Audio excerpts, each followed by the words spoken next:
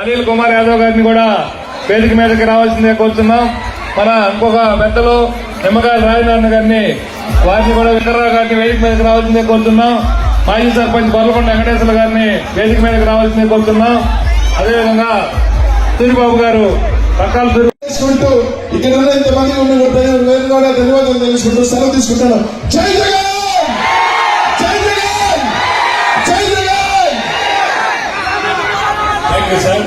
ఇప్పుడు అందరూ కూడా ఇక్కడ విచ్చేసినటువంటి అందరూ కూడా సమయం పాటించి